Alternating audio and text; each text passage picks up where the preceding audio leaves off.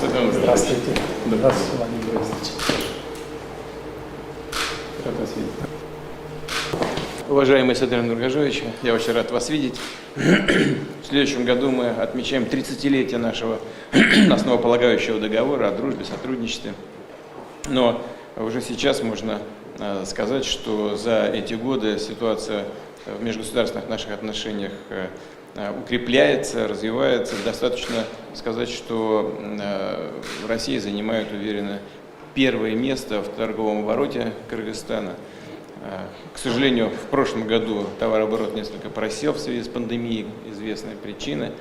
Но в первом квартале текущего года уже увеличение мы наблюдаем на 6%. Это хорошая тенденция, которую нам нужно сохранить, в том числе используя Межправкомиссию, которая работает довольно активно, насколько я представляю. Мы взаимодействуем также в борьбе с пандемией. Россия оказывала и намерена оказывать дальше поддержку Кыргызстану и в поставке тест-систем, антивирусных препаратов и вакцины. Специалисты наши сейчас изучают возможности развернуть производство на одной из площадок в Кыргызстане нашего профилактического средства, известного теперь уже во всем мире, спутника ВИ. В прошлом году были запланированы годы или год России в Кыргызстане и наоборот Кыргызстана в России. Свыше 200 мероприятий у нас было намечено. К сожалению, пандемия не позволила их осуществить.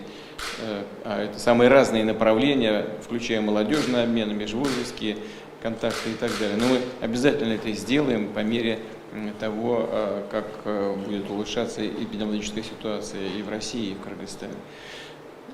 Мы сотрудничаем и достаточно активно в международных организациях, среди которых особое место занимает, конечно, сотрудничество в рамках Евразес. Совсем недавно мы принимали участие в онлайн-встрече руководителей стран-участниц и наблюдателей ОДКБ, некоторые другие организации, в том числе и глобального характера, такие как ООН.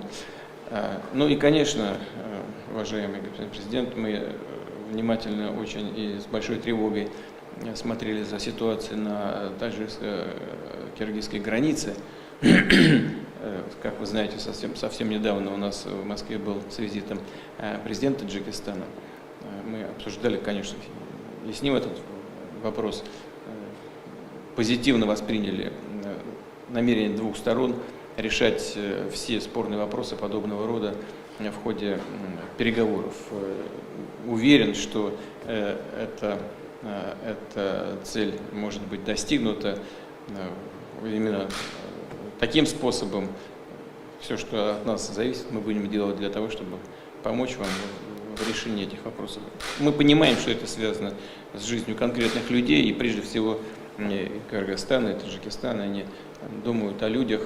Но нужно найти такой способ, чтобы решение всех этих вопросов, чтобы он был долгосрочным и отвечал интересам обеих сторон. К этому мы тоже будем стремиться, всячески будем этому помогать. Я очень рад вас видеть в России. Добро пожаловать. Спасибо, уважаемый Владимир Владимирович. Рад вновь встретиться с вами. Выражаю благодарность за приглашение. Мы с вами встречались ровно 3 месяца назад в Москве. И сегодня имеется хорошая возможность рассмотреть итоги двустороннего сотрудничества.